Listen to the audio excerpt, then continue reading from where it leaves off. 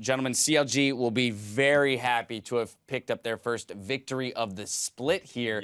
Yep. Now, granted, they still need one more to take the series over Apex, but they did this in much more commanding fashion. We saw the gold lead quite significant, much shorter game above all else. And, a lot of it coming off of split pushing from Darshan. Yeah, he had a monster game, and I think this is one of the few times where we really got to see the power of Rift Herald. And I think that's one of the biggest things for me was, we've been talking earlier about how, is this really that strong of a buff, or is it this kind of thing where people just grab it when they're winning, and then it looks like it's really strong statistically. But I think here we saw the power where it enabled him to kind of take over the game. Right. Of course, they did have a small lead in securing that Rift Herald, but we did very soon after follow him through the top lane, solo pushing an inhib turret down. Then, of course, not too long after that, while Apex had their focus around the Baron and the top lane fights, he did the same exact thing, split pushing an inhib down in the bottom lane. So just 9 turrets to 1 at one point in that game, definitely opening up that gold lead, just kind of putting him in a position where, again, we could take bad fights at this point. Our gold lead is so large, it's not going to matter. We saw Apex do the best they could with the Baron buff, as they did take 2 turrets in the mid lane. But that's where I want to jump into our replay. 29 minutes into the game, Apex kind of going a little, they're looking for a little bit too much off of this Baron, realizing how much they had lost, especially going in for this engage, ill-advised. Yeah, what they're thinking probably is like, we're against a split push team, we have this Baron buff, our inhib's down, they're going to keep splitting, so we need to make a very big play now, because if we don't get enough off this Baron, it's over. And so they try and force this dive, it doesn't quite work. Stixxay mans up and goes really far on the back line there, almost gets taken out by the Cassin, but actually cleans up both carries by himself before Huhi finishes off the Ray, trying to sneakily get out of there. And then Darshan makes the smart play, just TP to, you're already pushing super creep wave, and they're able to, Yeah, of course, we saw that fight, the 4-for-0, and we're like, they've already got supers pushing the bot lane. This is the end of the game, without realizing how short the death timers were. It was only 29 minutes of the game. Yeah, I thought it was done. Exactly. We're like, this game's over. We're getting ready to do the analyst SM, and of course, Apex able to save the base, at least for a little while longer, but not before 3 of their inhibs go down, and then it's an easy second push into the base from CLG. With all of that in mind, then, Apex, as you see here on your screen, they're going to be gearing up for Game 3. That's really what I want to focus on, is this third game of the series, because Game 1, super back and forth. Both of these teams had opportunities to win.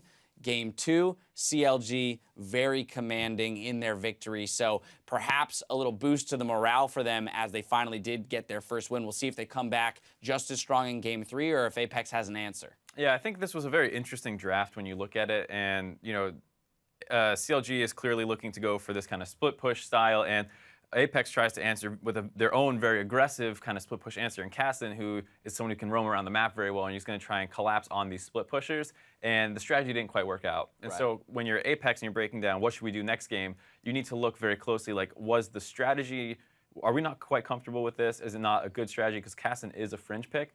And so maybe they need to reevaluate that and look to go for more of like a standard team fight, standard comp, go back to something like that. Or if CLG does go for the split push again, do you try and answer it the same way? Yeah, of course, they do find themselves on the blue side right, that's following a game, too. So that, whether or not that helps them or not, because that will allow Huhi to have that counter pick. So if they are looking for another TF pickup, it will depend on what Apex decides to lock in. You see here Zix right now going over with the team, their strategies moving into Game 3. And of course, Xmithy getting a little refueling action in there with the bagels.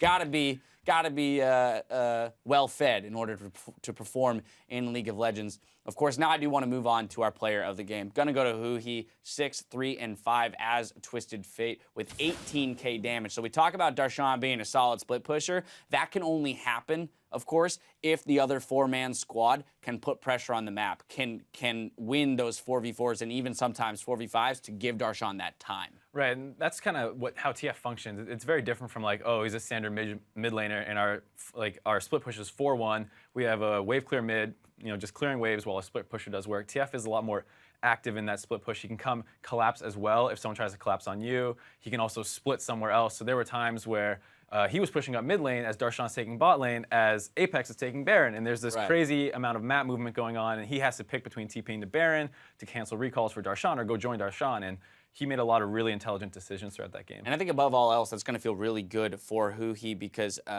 in their losses, both against TSM as well as in the previous game against Apex, we have pointed to him as being somewhat of an underperformer here early in the split.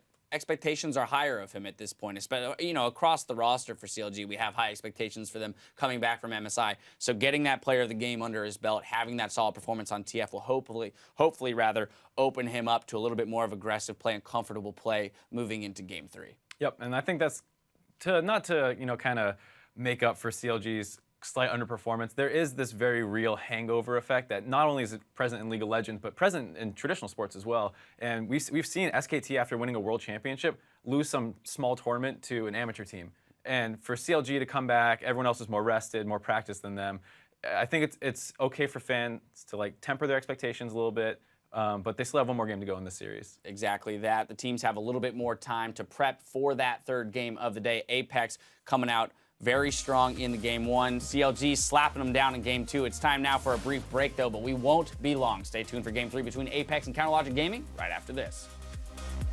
Here we go, Game 2, Apex looking to make it a 4-0 start for the North American LCS. Apex, just in a terrible world of shot calling, gonna lose maybe someone to Baron. This could be bad. 6 days going deep. How much can they really get done, though? Apollo Loba still alive. One kill picked up onto the Alistar, another one on the backline. Special pops the ulti pillar back around. Ulti's pops trying to keep the teams alive, but it's CLG who are just simply unstoppable, and it's going to be the Game 2 when CLG take care of business, working overtime, and making it a Game 3.